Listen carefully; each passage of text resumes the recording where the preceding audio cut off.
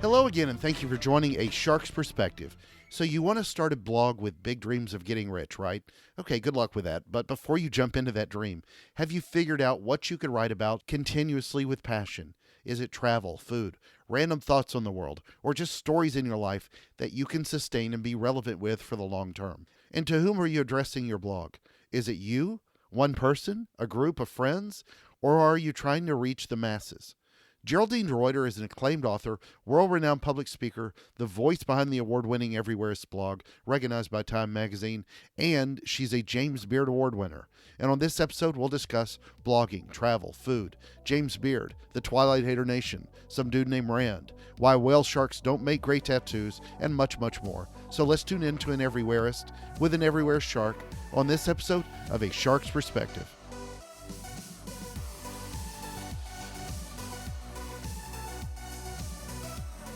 Geraldine, thank you so much for joining us today on A Shark's Perspective. If you could tell us a little bit about your background and your career to date. Wow. Okay, that's kind of a loaded Loaded question. question.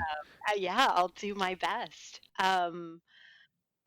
So I started as a copywriter, Yeah. and so a little over 10 years ago, I was working as a copywriter at a toy and game company.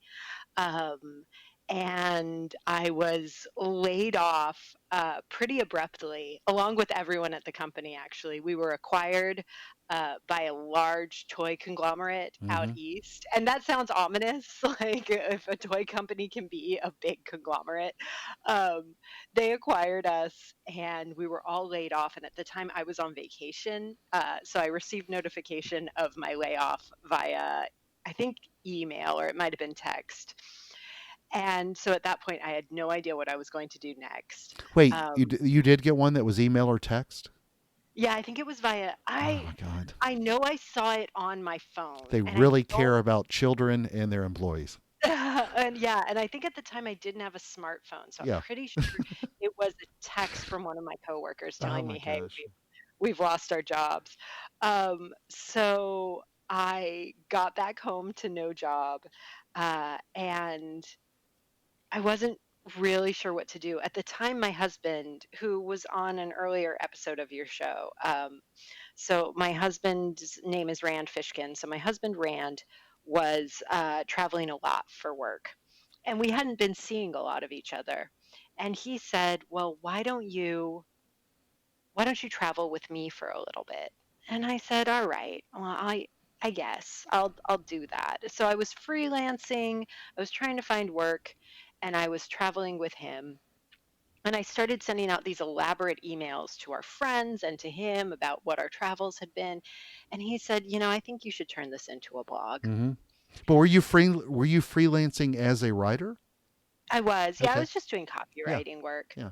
And I figured this would go on for maybe a couple months at most. And a couple months turned into many months. And then the blog started to kind of do its own thing. It just started to kind of take shape. Um, and the freelancing started to dry up, and I began to panic. And Rand said, "Don't don't worry, just keep writing." And I have this blind trust of my husband, because he says things with such confidence and such authority, Right. Yeah. even if they are absolute lunacy. So I was like, okay, that sounds good. I'll just keep writing. And it was literally years. I was like, I would wake up every morning and I would tell him, "What am I doing?" And he said, "Just keep writing." And I said, "But it's not amounting to anything." And he said, "Just keep writing."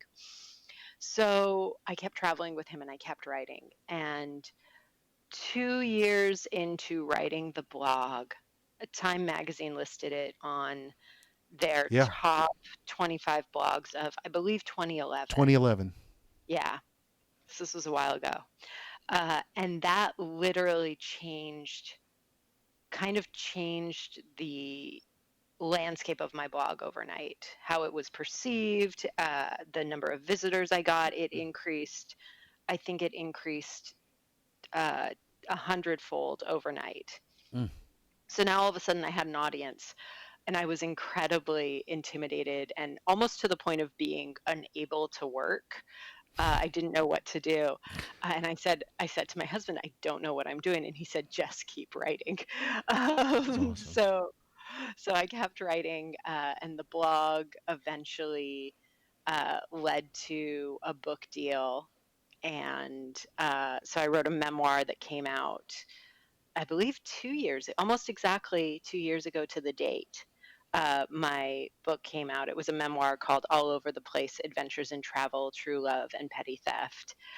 And we've been slowing down our travel since then. And so I've been branching out and writing kind of in other areas. So I've been doing a little bit more food writing, a little bit more humor and culture commentary. Uh, and recently, and I think this was how you found me, I Yeah. recently received a James Beard Award for a piece I wrote about Mario Batali's cinnamon rolls, and he included the recipe in his apology for sexual harassment that he sent out to everyone who received his newsletter, which Yeah. is so appalling on a lot of So levels. many But levels. Yeah. yeah, but so that's how you found me, and so I've been branching out kind of into those other spaces as well. So that's been the very kind of strange, circuitous path of my career.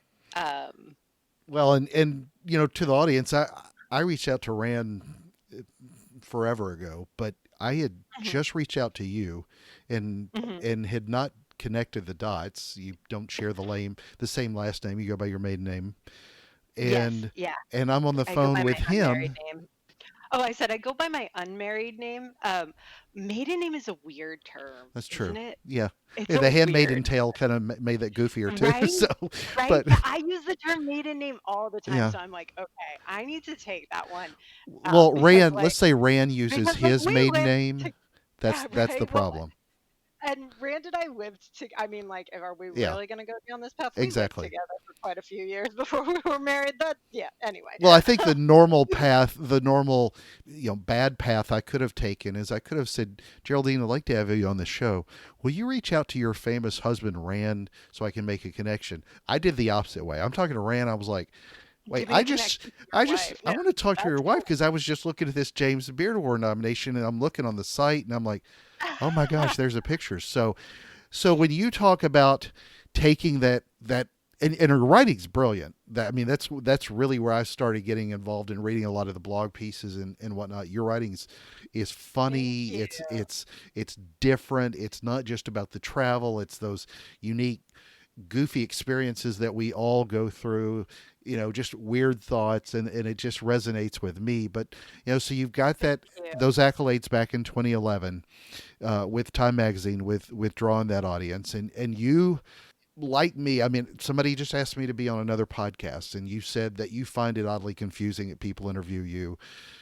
Yeah, yeah, I yeah. do. I freak out, and I'm going up and speaking at events now, and I do this podcast all the time where I'm talking to other people. I find it oddly weird that anybody would one want to talk to me, and then two, could we have a phone conversation that you record and then put some music on it and then post it on the internet? But Yeah. I'm not somebody that just wants to get up on stage and just talk because I want anybody to look at me. That's not what I get out of it. Why, when you sort of examine yourself and your own quirks and ego, why do you find it oddly confusing that somebody would want to interview such a brilliant writer? Wow. Okay, that's unfair. You Yeah, just yeah, yeah, setting you up for yeah. failure with that answer. You really did. That's I mean, it's not the same tone and tenor, but that is some manipulative journalism there. Um, so I mean, I'm sure that part of it uh it's one part imposter syndrome, obviously. Mm-hmm. But I think the other part too is that I often find I don't think that the things that I'm writing are revelatory in any way. I think quite the opposite. I think if a piece of mine has resonated with people, I think, or if a piece of mine has done well, I think it's because it's resonated with people, and it's done so because I've just said what other people have felt before. And so I don't find that to be innovative or I suppose, yeah, it's unique in any way. Yeah. And so when people are like, "Oh, we'd like to have you on our podcast," or somebody tells me, "Oh, I listened to your talk," or "I went to hear you speak here," or I read this, or "I read that," and I was really, like I was really engaged with this material. I'm always like, okay, but like it's probably just what you were thinking anyway. So Hmm. I find that, I guess I find that I'm grateful for it, but it's also so weird to me. Yeah. I don't know. I think it's a lot of it is imposter syndrome, I'm sure. No, it's funny when I get advice all the time from people telling me how I need to do self promotion, and I'm just, it's not by nature. It's just not who I am. Yeah, I, it's deeply uncomfortable yeah, to it's why I promote go your by own work. that's why I go by a nickname Shark instead of hearing people say Kenneth all the time. Yeah. Uh, Does but anyone call you Kenneth? and my own son doesn't even call me Kenneth half the time. Most of my friends Well, have I would known have. me, except some What people in is he? high school, but they call me Shark because Really? yeah, I've been shark since I was a little kid, and I swim with sharks. People know that's what I love to do. When I did martial arts for 100 years, people called me Shark. There, that was my nickname, and so people call me and they'll call, "Hey, Shark, how you doing?" And it just sort of stuck with me. And then, what's weird is when you almost feel self promotional when you go meet people who don't know you by that name. The last company I worked for, they were like, why do you go by Shark? Why not Kenneth? And it's just because that's how I know myself. It's not my Right. brand. It's when you start adding tattoos of sharks like I have, and it becomes kind of who you are, not just not. It's not a promotional piece. That's why you don't see pictures on my own website and things like that. It's just it's hard for me That's to do that. interesting. But It's almost become this alter ego for you to kind of do the work. yeah, well, it's my happy place. I get in the water, and to me, probably somewhat similar to you. It's you go to where you're. When I get in the water, for example, I to me it's just my happy place to not no technology, no emails, no anything. It's me. It's one with nature. There's fish and coral reef and God's creation, and I'm happy. I don't need to worry about taking a picture of myself and a selfie with me and a shark behind me and posting it on Instagram or Twitter. That's not who, that part of the experience is not what I am. I'm there to enjoy the actual experience. So, And you said that's beautiful, by the way. I want to take a moment and acknowledge that. You said you were married. May I ask, does your wife call you Shark as no, well? no, she does not.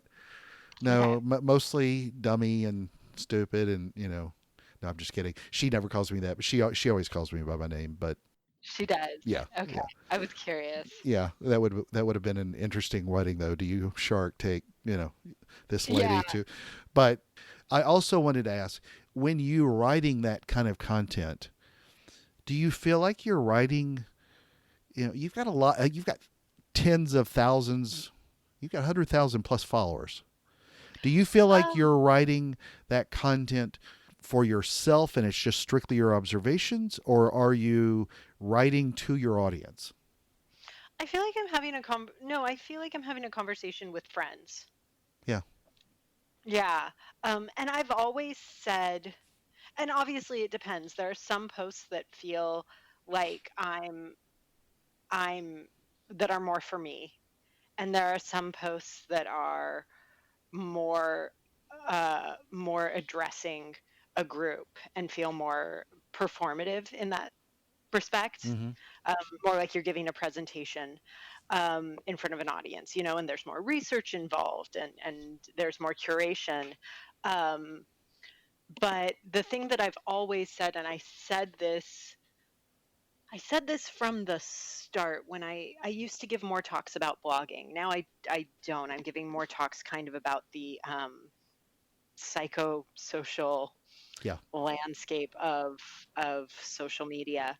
Um, but I've always said speak or write as though you have a larger audience than you have. And that serves a lot of different functions. For one, it creates an obligation that might not otherwise be there.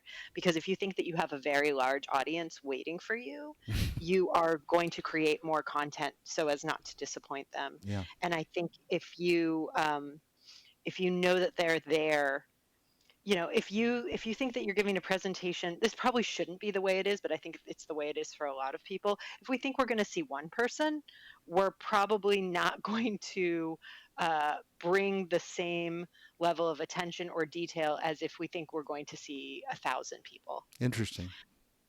So I always say, write for the audience that you want to have and pretend that they're there. And I always think that if you do that, they actually will manifest. So part of also another reason why I wanted to talk to you after receiving the award, we'll talk about in a second, is that you did have this audience start to really accumulate after you received the award in 2011, which Yes. social was, strong then, but it wasn't anywhere like what it is today. Instagram, for example, wasn't anything like it is today. I don't know if Instagram I existed don't in either. I'm trying to 2011. think. That sounds Let me, ancient. I mean, I have Facebook did, Twitter did, YouTube did, uh, but I don't know about Instagram. let me, Instagram existed, but it probably wasn't, it wasn't until Facebook bought it really that it just blew up. so it was launched in October 2010, Okay. uh, Instagram, but I don't think I had heard what it No. was. And then it didn't, version 2.0 Yeah, went live in 2011. So I exactly. think it was a very different animal. I was a very late adopter to Facebook, kind of willfully. Hmm. Uh, and I was quite an early adopter to Twitter. Then to where you received the notoriety that Time Magazine brought, Yes, with being noted as one of the best blogs. That's a little almost a would have a different meaning in today, what 8 years later, than it would. Time Magazine's still a huge, massive brand, but it's obviously the industry's changed. A lot of very much. magazines have shut their doors down. A lot of publications have, and it becomes more of a social media notoriety than, for a lot of people than it would, for a lot of the people that are especially in the Gen Z realm. They really wouldn't understand the value of what a Time magazine would bring. Oh, absolutely. The footprint that it had, I think was, I mean, there wasn't, social didn't send the traffic that it does now. Exactly. And so the footprint that Time Magazine had was huge. And being on that list drove a lot of traffic. Now, if I have a tweet go viral, or excuse me, a tweet that links to an article, and that tweet goes viral, or I have an article go viral on some platform, whether it's Medium or Facebook or Twitter, Hmm. it sends literally a thousandfold the traffic that Time Magazine did. Exactly. So, um, and Time Magazine sent 100-fold. I mean, I'm getting lost in the minutia of the Hmm. math now, right? Time Magazine increased my traffic by, I think, 100-fold. Um, so it all it all scales at a very crazy level. But yeah, that was all there was then. Well, Uh, does it scale the same way though? I mean, Time magazine probably had a heftier weight in 2011 with the not necessarily the volume of people that a viral video or viral tweet may take, but it probably had a heavier weight from what it could do for you in your career, wouldn't you think? oh, I Does that think, make sense? That question makes sense. If you does it think of have the a heavier weight? importance, so where you get noticed, where you build out more of your career as a travel blogger, is it Hmm. worth more to you to have a publication with a maybe heavier foot on the influence pedal than Hmm. necessarily the reach that something viral can take with a tweet? Oh, interesting. Well, and I think at the time, the reason I yeah. ask is how does somebody really compete in a crowded space of travel bloggers with how the industry's evolved? There's a lot of travel bloggers out there. and Yes, stay there so are. relevant and interesting as you have to where you're getting noticed today. I mean, I think it's very interesting the accolades you've gotten over your career that you can find on your webpage, but especially with the James Beard Award. Is that going to get noticed in Time Magazine today as much? No. It'll get noticed on a tweet, and then you get thousands of people to your point. And I'm wondering, how does that always translate into beyond engagement, helping you become and stay more relevant as a travel blogger making a living doing this? Wow. So, I mean, I think that's a multifaceted question. So, I'm going to kind of You've got about break an it hour to up. unpack that. Yeah. Okay, I'm going to try and break it up. So, I think for one thing, at the time that the Time Magazine article came out, there was literally nothing else to compare. There was. I don't think virality really existed in the Yeah. same way. Yeah. Things did not things simply didn't have that reach. I don't think people were spending nearly as much time online. I think the average time, Pew Research, I think they they uh, they did some polling and found that the average time that a person spends on social media is 2 hours a day. Mm. Um, and people are spending up to 6 hours on their phones a day, which is Sadness in itself. I mean, it's shocking, and I try and parse it out and justify it with the explanation of we all work 8-hour days, and a lot of that work is spent on our phones Mm-hmm. and on social media. But these stats are crazy, right? Excuse me, they're appalling, right? Um, Mm-hmm. they're concerning, and that wasn't what the landscape was in 2011. So in 2011, I think that it had a certain the Time magazine had a certain reach and a certain kind of it felt prestigious. It Absolutely. felt legitimate, um, at least to me and No, for that's my world, probably right? what I was trying to say when I said weight. I mean, it gives you Hmm. credibility that a viral tweet would not. And it, I think it did have staying power at least for the time because I didn't find what I found with viral tweets in terms of my actual traffic or viral posts is the traffic goes up for several days and then it does return back down. And with the Time magazine, it went up and it went down, but it never went back down to what it Interesting. was. It never, so it did stay higher than it had been. And we can actually talk actual numbers because they are so many years old that I feel like is fine. So I literally the day before the Time magazine article came out had 150 visitors to my site. The morning that the Time magazine article came out, I had 15,000 Wow. visitors, Yeah. which to me was mind blowing. Just mind, and now I'm like, whatever. But at the time, right? Like at the time, but uh, I couldn't get my head around this.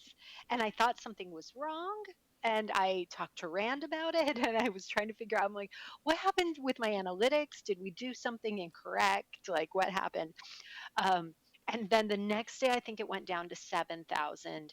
And then the day after that, I think it was maybe 5,000. But after that, it stayed between 2 to 3,000 visitors a day. Mm-hmm.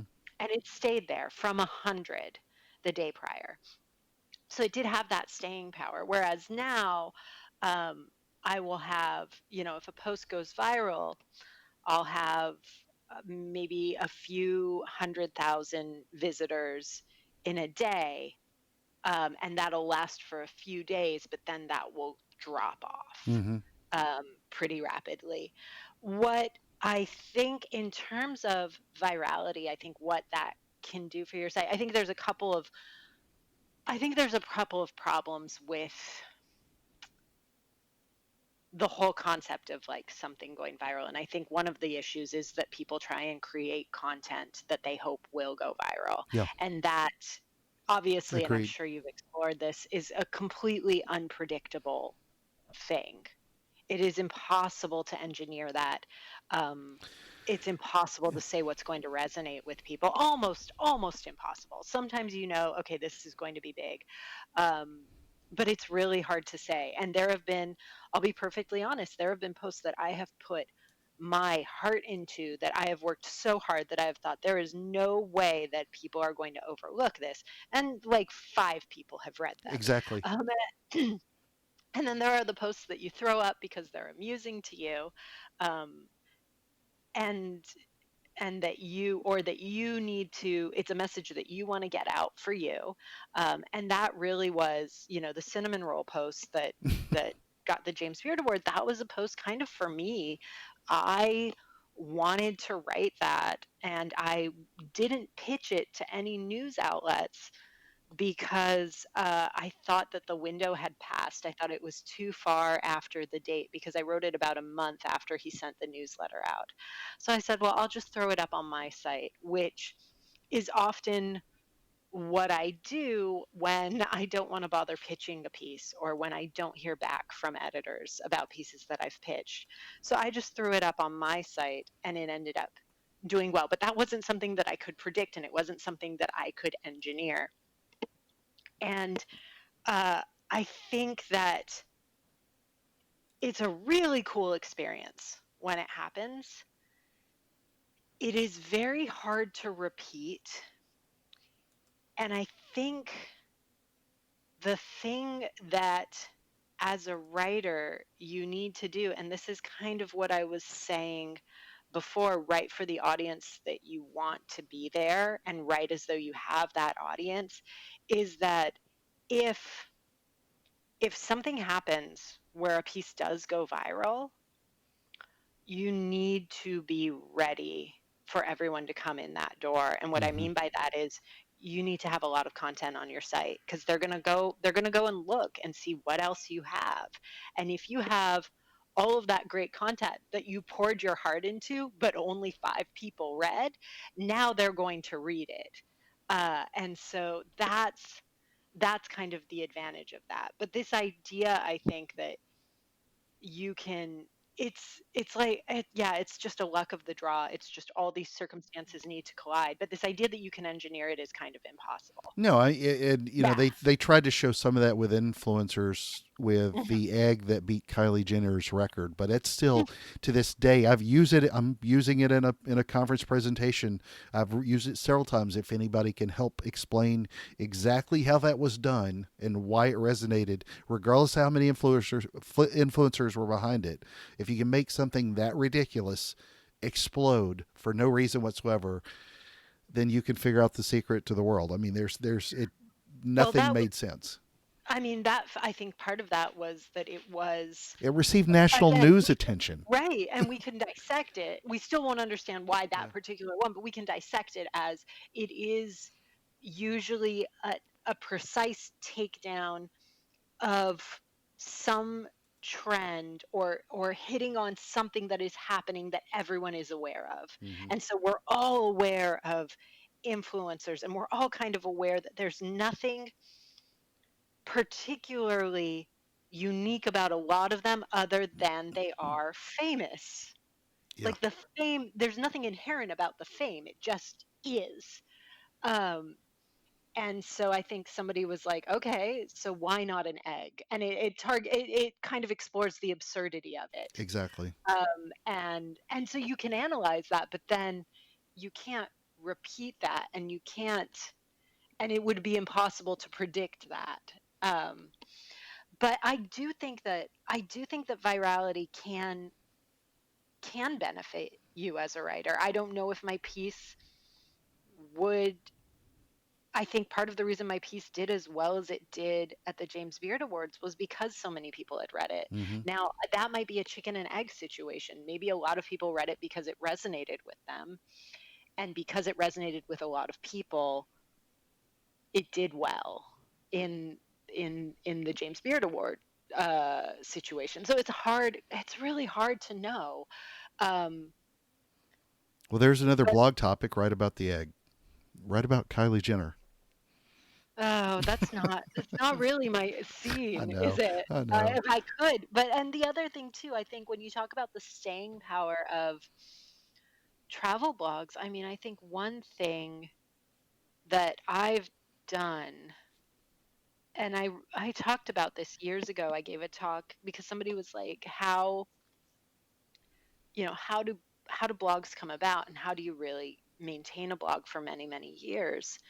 And one of the things that I tell people is, you know, you need to figure out what you can write about every single day and what you can be passionate about every single day. And I learned early on that I couldn't actually be passionate about travel. And that sounds harsh and very untitled, and that's not what I mean. I feel really lucky that I'm able to travel, but it's not something that holds my heart, so to speak. I get motion sickness. I'm very anxious. I'm an uncomfortable traveler. I love being at home. I'm an avid baker, and so I like being with my oven. You know, all Mm-hmm. of these ridiculous things. And so I realized that the things that I needed to write about travel actually weren't about travel. They were about my relationship, and they were about the ways in which I perceived the world.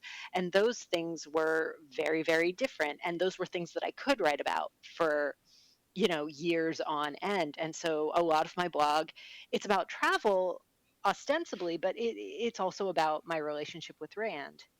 Um, and it's about my relationship with my family. And so when people, you know, when it becomes, well, how do you make yourself known in this space, in any particular space? It's, what are you passionate about that is tangential to that? Mm-hmm. That's what I Exactly. Agreed. No, I agree with that completely. Then how do you look at it to sort of monetize it as well? Then I mean, it's not like you're selling ads on your blog, but I know that, you know, to sustain it, you've got to do something to figure out. Hate to say this from an attribution standpoint. Look at where it rewards you, whether it's through speaking gigs, through book sales, through, you know, freelance opportunities, whatever, you know, whatever. How do you sort of look at how the blog has helped your income? think. And I don't I mean mean, just the uh, fact that you get to travel to some good places and you get to eat at some good restaurants because of what, you know, the everywhereist is to people, but, you know, there is the financial side of it as well that everybody has to think of. absolutely. And what I'm going to say now is probably, it's going to sound, I want to acknowledge my own privilege in what I'm about to say, because it's going to sound extremely privileged. And also just be very realistic about all of this. Mm-hmm. Um, there is no money in what I do at all. Now, there could be a slight amount if I chose to put ads on the blog. I do not put ads on the blog, because I found that it just would not be worth the trouble. The amount of money it would get me would not make a substantial difference in my household income, for me to manage that. So I don't. The way in which I basically monetize the blog is, Yep. I sell books, and I Exactly. don't sell a lot of them. There's not a lot of money in book writing, as I'm sure. And I have had a very generous advance. I had a great book deal. I had two publishers go to auction for my book, um, and it's still, you know what? There's not a lot of money in this. And when it comes to freelancing, that's pretty excruciating as well. You know, I send emails out with all of my, you know, I lead with my credentials. I have this award-winning blog. I've been published in the Washington Post and the New Yorker. I have a James Beard Award, and there are times when I'm writing to magazines and I'm like, your own magazine called me this, this, and this, like said Exactly. these great things about me, Yeah. and I never hear back from Yeah. Yeah. editors. I don't even get rejections for the pitches. So it is, and I don't say this to be like, oh, poor me, but it's more like it is hard out there to make your living as a writer. And I am extremely fortunate, um, to have, you know, both emotional and financial support from my husband. And we've taken turns in this endeavor. It when in the early days of his company, when he couldn't pay the rent, I did, and then we switched roles. And now, if I'm to be truly honest, I don't think I could pay the mortgage on my own. Yeah, well, I think it's.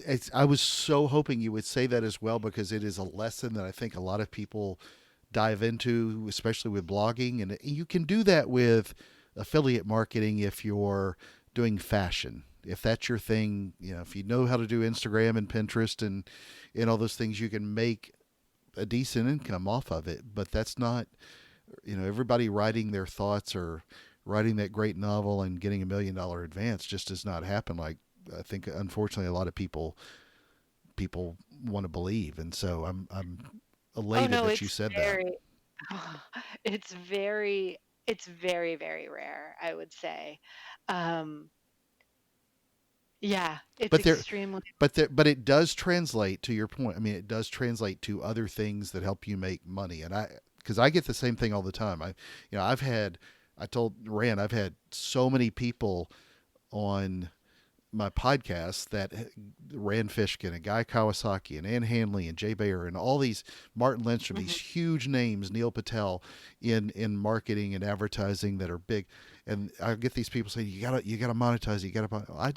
I do it a different way. I don't have to put ads on something only to make a living and enjoy it. So Yeah, well, and all the travel writers I know have had to, you have to get ludicrously yeah. creative.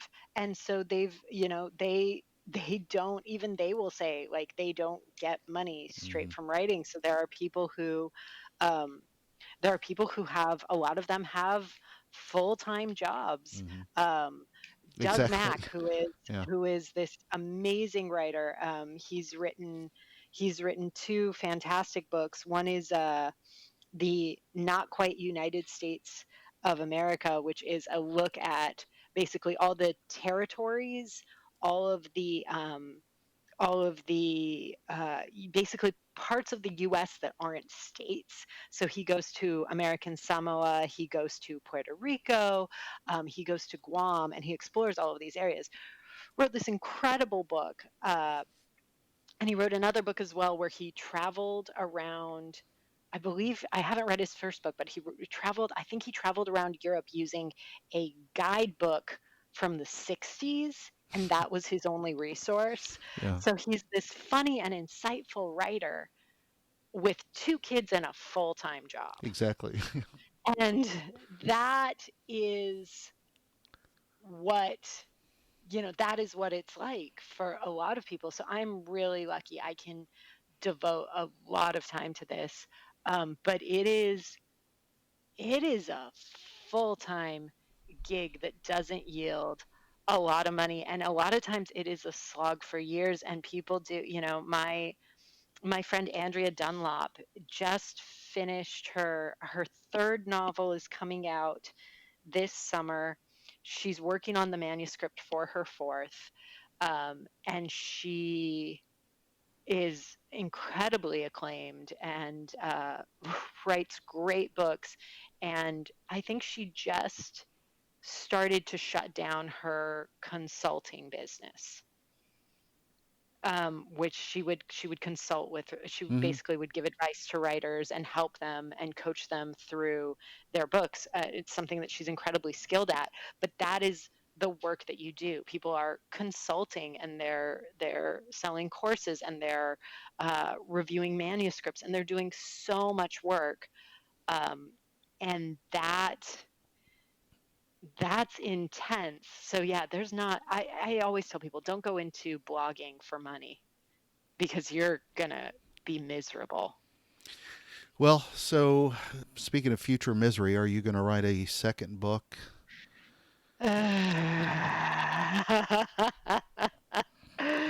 um, I have an email from my agent in my inbox regarding this that I have yet to respond to. Um, I would like to write a second book. I thought I knew what that second book was going to be. Mm-hmm. I do not know what that second book is going to be, which is a hard thing to say. Yeah. Uh, it's it's it's a hard question to admit you don't know the answer to. Um, so I would like to write a second one. Yeah, who knows? Who knows? So yes, maybe. Well, Geraldine, I asked your husband as well. You're not too far off the cold waters of Puget Sound, and same as I asked Rand. It's because of the name of the show and my nickname. What is your favorite kind of shark and why? This is so funny because Rand and I were talking Oh no! after he did this So he podcast. told you which one he picked? Well, no, so we were talking and he said, "Yeah." He asked me what my favorite kind of shark was, and I looked at him and I said, "You said you said whale shark, right?" I love it. And he goes, "Yeah, obviously." And I said, "Yeah, because it's the best kind of shark." And then he said something which I will forever love my husband for. He said, "Hammerheads are pretty cool too." And I said, "Yes, I Oh agree my gosh! because those are my second favorite kind of shark." So at that point, it was just this very adorable This is how exchange. this show is changing lives. You know. So yeah, it was a real special moment. So yeah, definitely whale sharks are first because they're so cute. And I think Finding Dory did a lot for that. The whale shark in that is just super adorable. And then yeah, hammerheads because they're goofy little telescopic They're eyes. the Quasimodo, the lovable Quasimodo. You know, the I Disney mean, version. they're so Yeah. sweet looking. Yeah. I have tattoos of sharks. The one shark that I probably will never get tattooed is a whale shark, though. I've got hammerheads and great whites and Why would you tigers not get a whale shark because tattoo? it's like it's a beautiful. I have seen them. I've seen them in person several times out in the Have you? wild, but I don't know that I think it necessarily would just look good as a tattoo. So It might not translate well. no, I That's mean fair. you wouldn't get one as a monkfish. Nobody's ever going to get like a monkfish tattoo. You know. I don't know what I need to hold on. I need to look up what a monkfish looks like. Are they terribly Monkfish ugly? are terribly ugly, and Saturday Night Live. Oh Saturday Night Live God, they are. did a skit on the monkfish one time that was described how ugly it was. So Oh, poor thing. It's really not it's cute. like it is not a cute fish. Well, No. Geraldine, it's that special time of the show. Are you ready for the five most interesting, important questions that you're going to be asked today?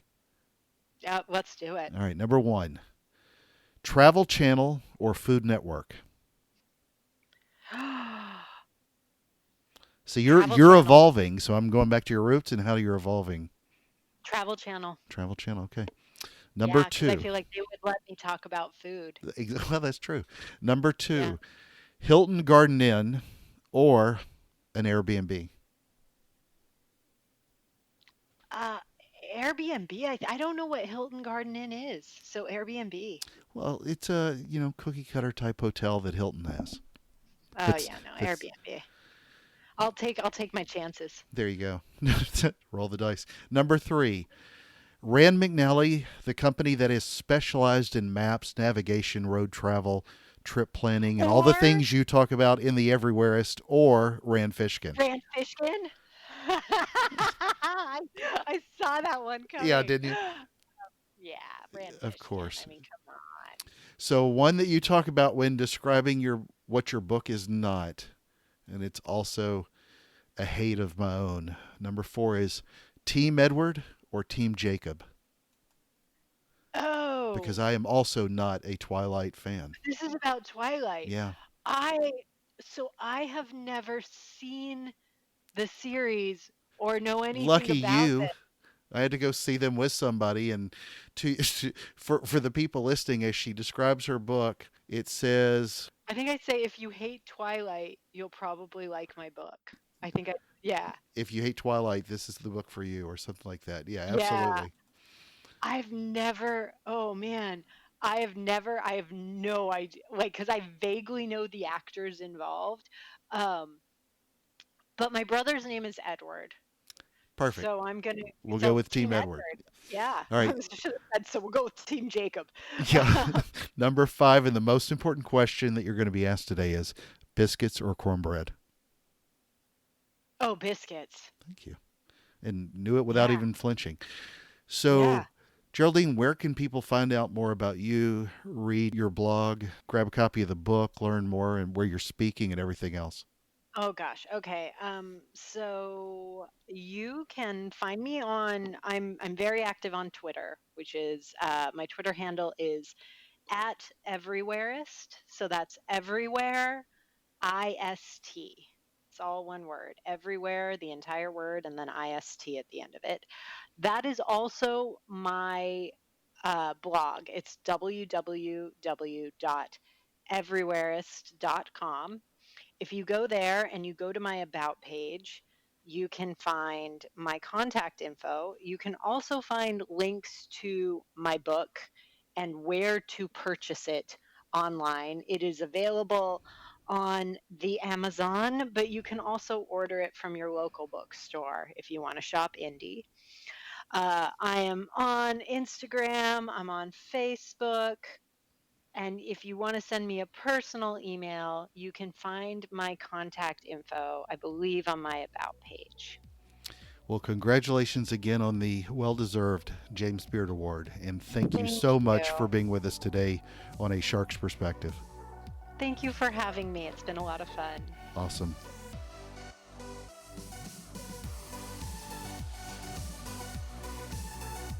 So there was my conversation with Geraldine DeRuiter, an acclaimed author, world-renowned public speaker, the voice behind the award-winning Everywhereist blog, recognized by Time magazine, and she's a James Beard Award winner. Let's take a look at 3 key takeaways from my conversation with her. First, for Geraldine, when she writes her blog, she often writes like she's having a conversation just with friends. Some blog posts are just for her, and some are for a group. But her advice is to write as though you have a larger audience than you have. She said, and I quote, "Write for the audience you want to have and pretend that they're there. And I always think that if you do that, they actually will manifest." Good point. Second, interesting point to look at. What does an award from a major publication do for recognition versus something on social that goes viral? When she received the recognition in 2011 from Time magazine, her visitor traffic spiked and sustained, staying at a higher level. When she's had a post go viral, though, then there was a quick spike that went higher, but it was fleeting and dropped off pretty rapidly. So it brings up an interesting point that people try to create too much content. They want to go viral, but that's nearly impossible to engineer. You can also pour yourself into some of the best content out there, and it doesn't get noticed. She said that it's a cool experience that's hard to repeat. But she also adds that if a piece goes viral, you need to have content ready for them when they walk in your door and start looking at your other content. Third, when Geraldine talks about writing and maintaining a blog over years, she says, and I quote, "Figure out what you can write about every single day and what you can be passionate about every single day." So that goes to an important lesson that we discussed, and that there isn't a lot of money in blogging for most people. It's always been hard for most people to make a living as a writer. There are plenty of exceptions. However, what it can do dramatically is translate into other opportunities where someone can make money. For example, you don't have to put ads on it only to earn an income. Back to her point, figure out what you can write about passionately every day, and then figure out a way to make the rest come to you. Got a question? Send me an email to kenneth@asharksperspective.com. It's been my honor to spend this time with you. Vampires suck. Go with Team Shark and be everywhere, man, like me and the immortal Johnny Cash when you join us on the next episode of A Shark's Perspective.